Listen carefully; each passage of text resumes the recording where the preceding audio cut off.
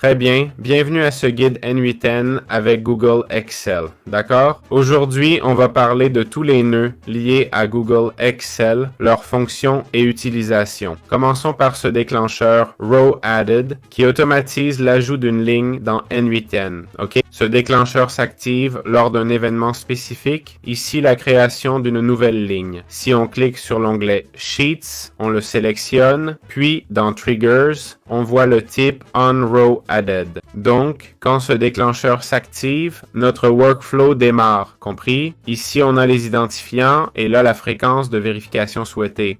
C'est important car si on va dans notre espace perso ou qu'on l'active, tant que le serveur est ouvert ou que le projet est dans le cloud, ça vérifiera chaque minute ou heure si la liste ou la file de documents a été mise à jour. OK? Ensuite, on choisirait quel document on veut consulter, d'accord? Et quelle liste ou quelle page du document. Et ici, on a les paramètres, n'est-ce pas?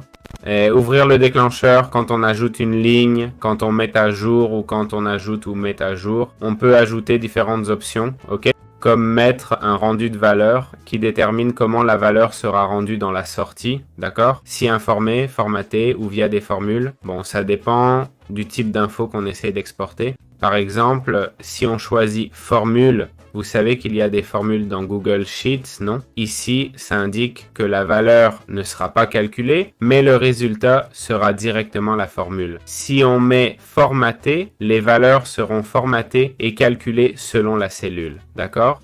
Basées sur la cellule elle-même, en fait. Ensuite, on a l'option Data Location and Sheet, ok? Ça sert à définir la plage où on vérifie qu'une ligne est mise à jour, compris?